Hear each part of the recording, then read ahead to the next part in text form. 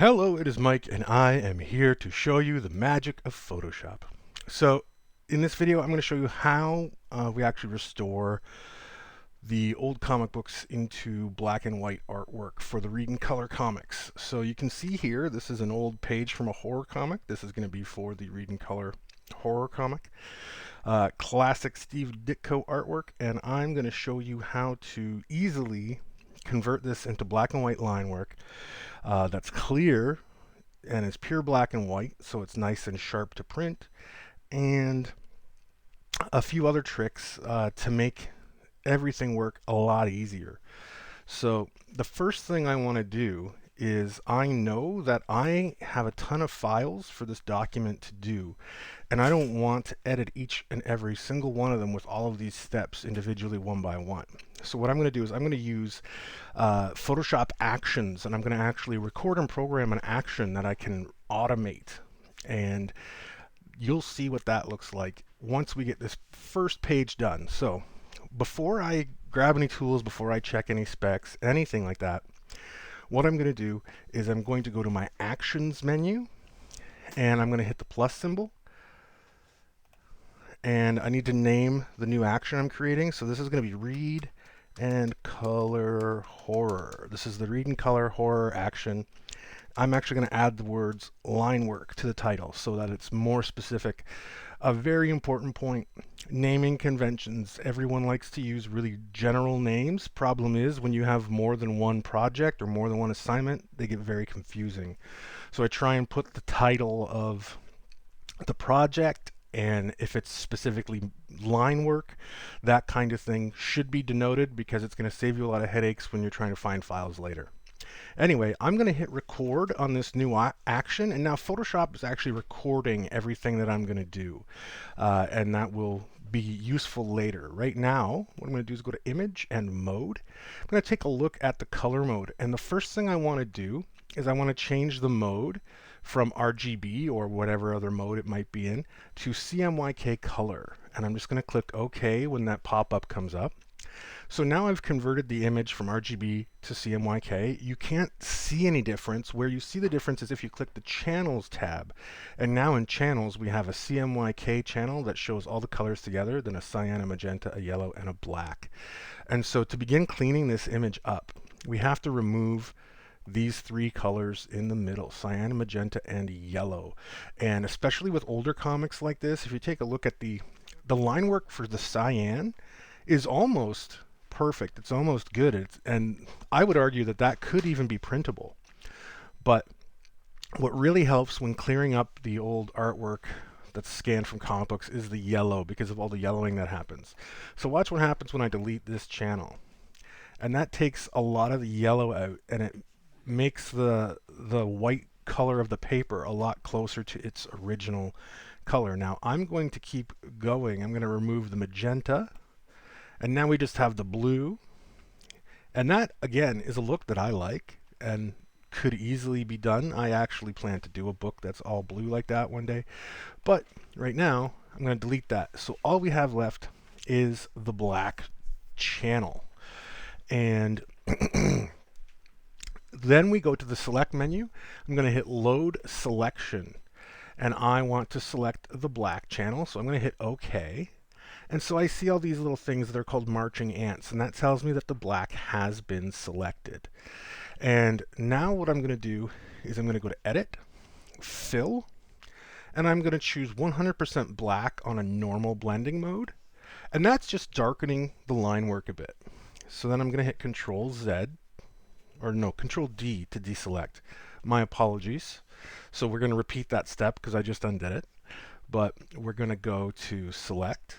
We're going to go to Load Selection.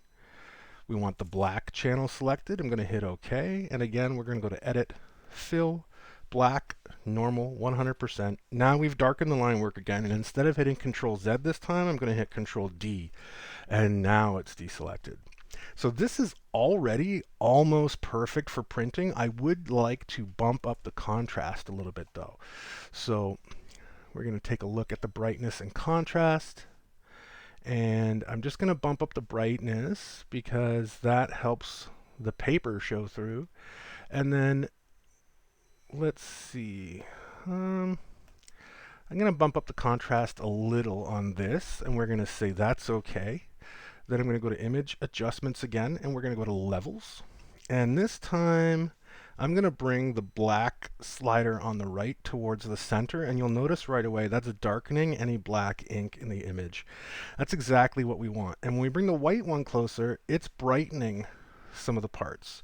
So it's important to find a nice balance. And you'll notice the zip tone used for the shading on the face and the pillows originally, that's going to disappear if we crank the contrast up a fair bit, and it's going to leave just the line work that's left behind. So it depends on the look you're going for. If you're looking for an old-fashioned black and white comic look, you'd probably want to leave that zip tone in.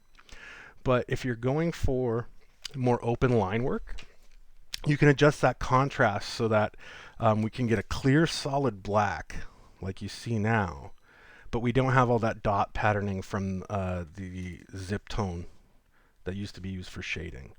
So that is a much crisper, clearer page to color. So I'm going to click OK, and then we're going to go to Image again, and we want to check the image size. So our image size should be 300 dpi. That's the minimum print resolution. And in this case, because we're going comic book size, I'm going to increase the size of this page to 11 inches tall. It should be mentioned that we can do this in this stage because we're editing the actual quality and shade of the line work.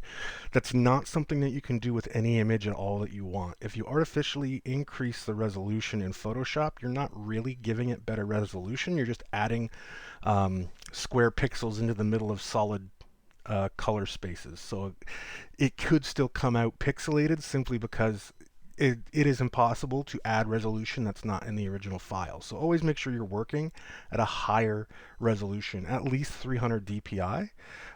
Recommended even up to, I've seen some publishers use up to 600 dpi. So 300 is the minimum for dots per inch. So again, I'm taking a quick look at this. I still see some of that zip tone, so I'm going to go back to adjustments, and I'm just going to play with the levels again a little bit, and I'm just going to crank the white levels up a little bit more, and I'm going to sharpen the black a little bit more. And then I'm going to say OK, and then we're going to go back to adjustments, go to curves, and just take a look at what might look best. I like that, so I'm going to hit OK. Now we're going to go to image again, image size, double check that, say OK. And then we're going to save as a PSD. We're going to say yes. And then we're going to export as, and it's going to take a minute to come up.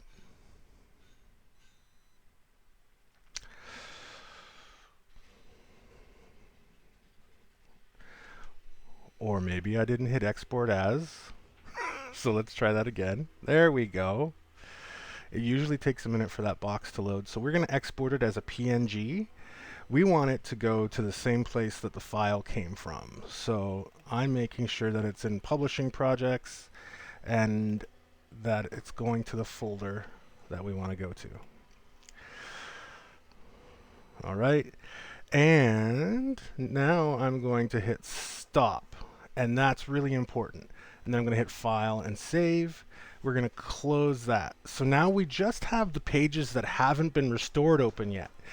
So if I go back, there's the cover, and then there's the following page after the one we just did. And this is where the magic of Photoshop is important. All of these are open. I'm going to go to File, and I have two options. I can choose Automate or Scripts.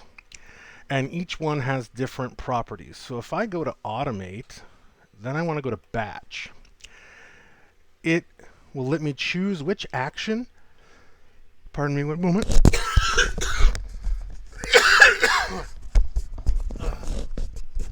Sorry about that.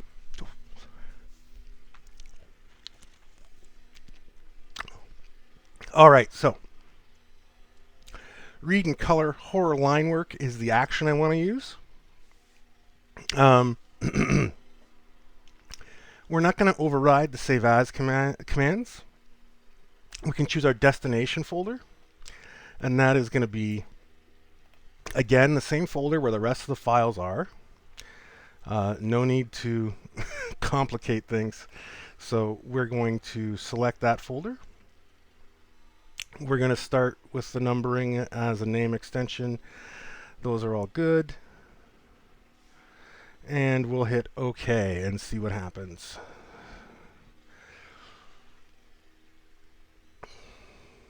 I know it keeps flashing that one image because it's at the end, but it's actually working through all of the open images.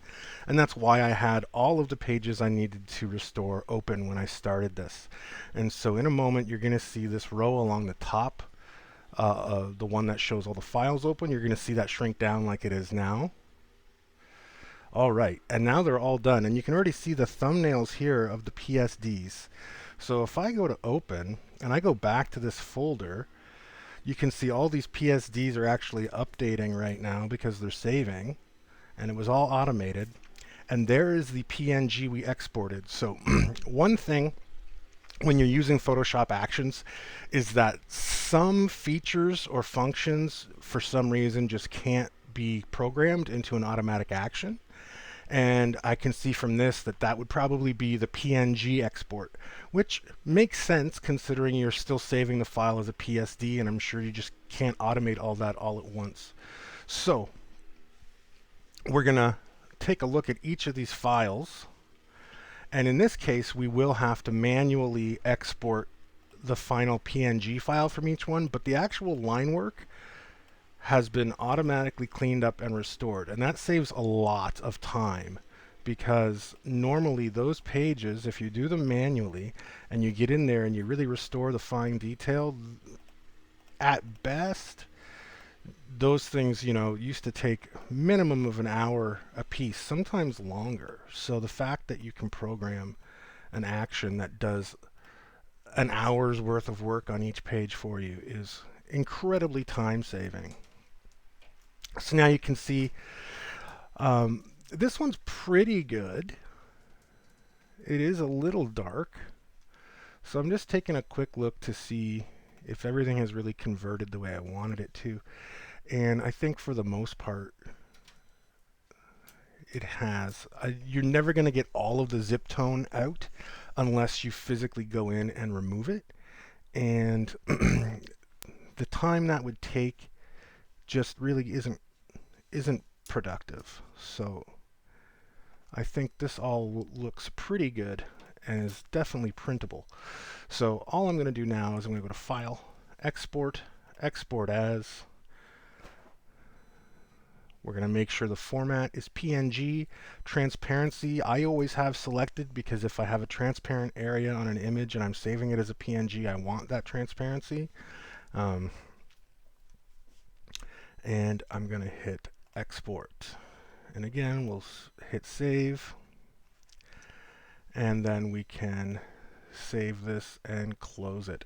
So one more time with this page, I'm just going to go over that one more time. We have to go to File, Exit, Export As, Export, not Exit. File, Export, Export As, making sure it's PNG, transparency's checked.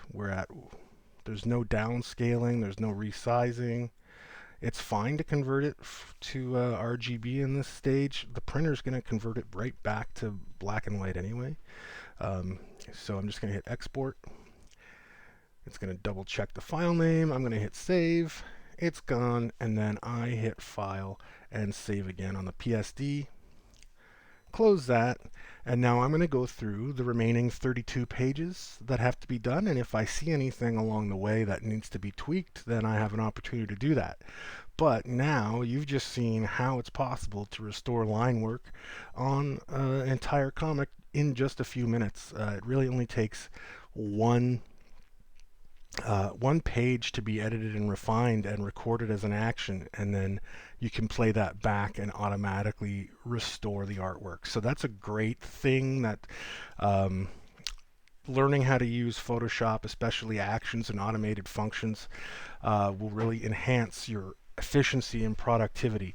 At one time, it was a little more difficult to make an action. You had to do a bit more programming and planning and answer more things, fill in more boxes with more steps. But now it records everything the way you want it. So anyway, that is how we would restore comic book line work for the coloring books, for the Read and Color comics. And in the future, I may even have someone else do this. I don't know. But anyway, that is how to restore the artwork. Thank you for watching. Let me know if you have any questions.